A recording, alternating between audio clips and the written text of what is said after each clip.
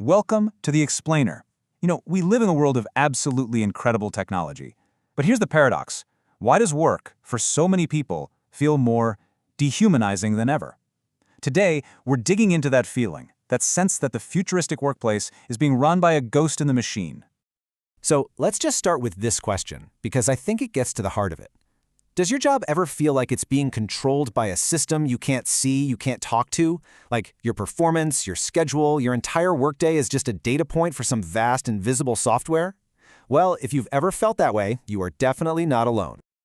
And that brings us to our first section. For millions of us, our new boss, well, it isn't even a person. It's an algorithm. This is the new reality, right? Performance scores that are spit out by lines of code you'll never, ever see. Schedules that are set by a machine with basically no room to negotiate. And of course, that feeling of constant digital monitoring, like every click and every minute is being tracked. It really does feel like the technology is calling all the shots. So, this begs a really big question. Is this feeling of being disconnected, of being controlled by some outside force, is it a brand new problem that was born with AI? Or are we just watching a very, very old story play out, just with a fancy new high-tech interface? To get to the bottom of that, we are diving into a huge new review of academic research that found an answer in a pretty surprising place. So let's talk about the source material for this explainer. A group of researchers wanted to make sense of this new algorithm-driven world of work. And to do it, they reached way back in time for a classic theory to see if it could help them analyze the problem. And they were thorough. This whole thing is based on a massive systematic review. They started with this huge pool of 229 different studies on the topic.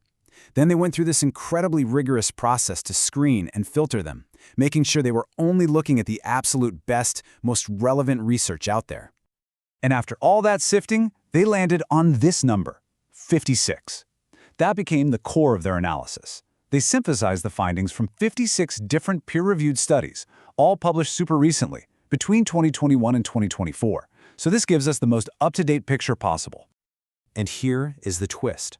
The framework, the lens they used to analyze all this cutting-edge data on AI, it wasn't some newfangled theory.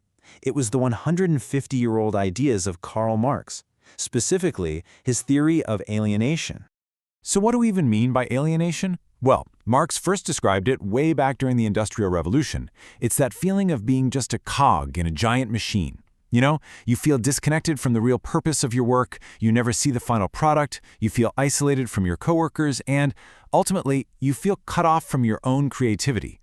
The big question the researchers had was, does this old idea still hold up in our new world? Okay, so let's get into the data. What did this huge body of research actually find when they applied this old, 150-year-old lens to our new world of work? Well, first off, this is not some niche topic. It turns out academic interest in how AI is impacting workers is absolutely exploding. After years of just steady growth, the number of papers published in just the last year or so has nearly doubled. It's clear this is becoming a major focus for researchers everywhere. And where is all this research happening? Well, it's overwhelmingly concentrated in high-income economies. About 2/3 of all the studies come from these countries. Now, on one hand, that makes sense. That's where these technologies are most widespread. But it also points to a huge blind spot in what we know about AI's impact on the global south. So, the researchers took all 56 of these papers and started sorting them. They looked for the central themes being explored, things like exploitation, control, and, of course, alienation. And what they found was incredibly clear. The result was just overwhelming. Out of all the powerful concepts from Marx's work that they could have found, the idea of alienation was the single most dominant theme. It showed up in 54 out of the 56 studies. So this 150-year-old idea isn't just relevant, it is the primary way that scientists are making sense of AI in the workplace today. So what does this digital alienation actually look like in practice? Let's break down exactly how this feeling of estrangement is showing up in the modern, AI-driven workplace. This quote from one of the studies, I think it just gets to the heart of the paradox. We are seeing incredible material progress, but it seems to be coming at a real psychological cost. The research is finding a direct link between the rise of AI at work and a measurable decline in workers' well-being.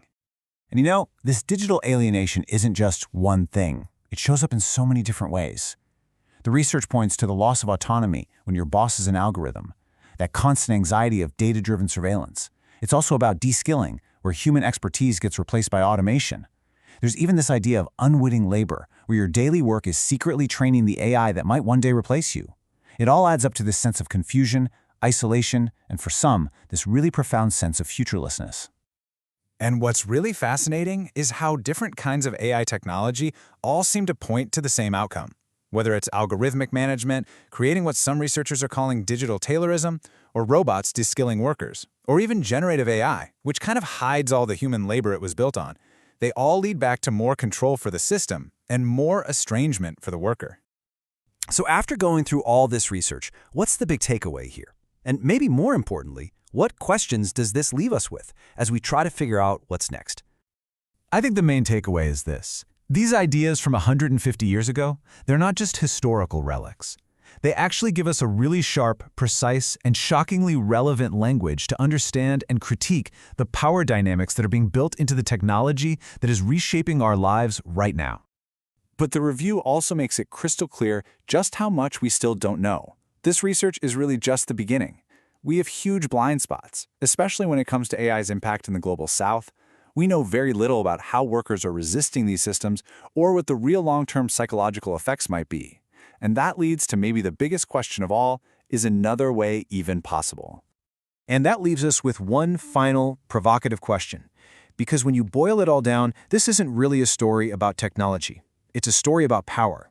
As artificial intelligence continues to reshape every single aspect of our work, this research forces all of us to ask, who is this technology truly serving and who really holds the power?